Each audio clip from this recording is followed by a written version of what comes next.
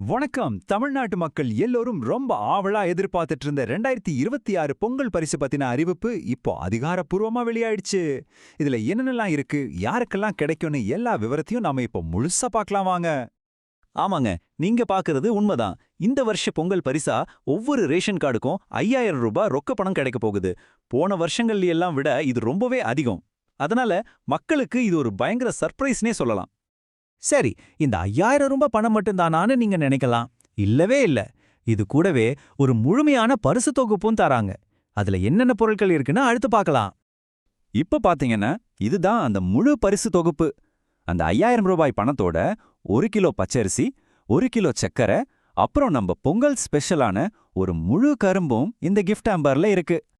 Okay, இப்போ நம்ம எல்லாருக்கும் மனசுல வர்ற முதல் கேள்வி இதுவா தான் இருக்கும். இந்த பொங்கல் பரிசு யாருக்கெல்லாம் கிடைக்கும்?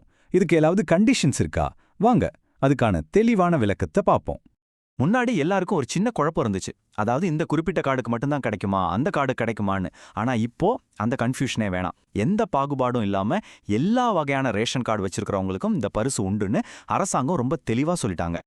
இந்த ஒரே அறிவிப்பால தமிழ்நாட்டுல கிட்டத்தட்ட 2.25 கோடி குடும்பங்கள் பயனடைய போறாங்க. சும்மா யோசிச்சு பாருங்க, இது இவ்ளோ பெரிய விஷயம்னு இந்த நம்பரே நமக்கு சொல்லுது. எல்லாம் நல்ல விஷயம்தான். ஆனா இங்க தான் ஒரு முக்கியமான கண்டிஷனை சேர்த்திருக்காங்க. இது பலருக்கும் தெரியாத ஒரு புது விதி. அது என்னன்னு நாம கண்டிப்பா தெரிஞ்சுக்கணும். இங்க தான் ஒரு சின்ன ட்விஸ்ட் இருக்கு. எல்லா வகை ரேஷன் கார்டுக்கும் உண்டுன்னு சொன்னாலும் ஒரு சிலருக்கு இது கிடைக்காம போறதுக்கும் வாய்ப்பு இருக்கு. அது ஏன்? அதுக்கான காரணம் தான் என்ன? வாங்க பார்க்கலாம்.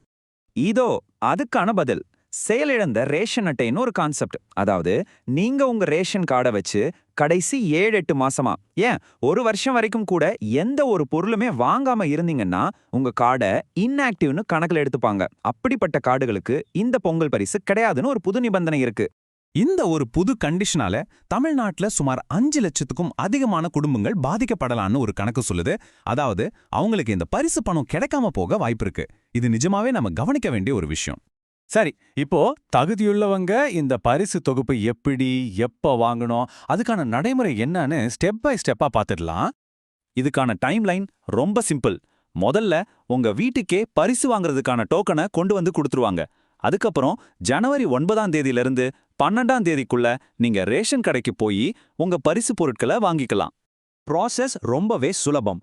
உங்களுக்கு கிடைக்கிற டோக்கன்ல என்ன தேதி, நேரம் கொடுத்துருக்காங்களோ அன்னைக்கு உங்க பகுதி ரேஷன் கடைக்கு போனீங்கன்னா போதும்.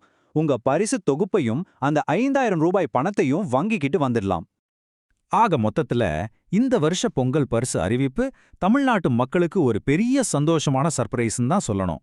இதுக்கு மிக முக்கிய காரணம் போன வருஷங்களை எல்லாம் விட பல மடங்கு அதிகமான இந்த 5000 ரூபாய் பணம் தான். கடைசியா ஒரு முக்கியமான கேள்வி நம்ம எல்லார்கிட்டயும் இருக்கு. அரசாங்கம் கொடுக்கிற ஒரு நலத்திட்டத்தை மக்கள் ரேஷன் கடையை தொடர்ந்து பயன்படுத்துறாங்களா இல்லையான்றத வச்சு முடிவு பண்றது சரியா?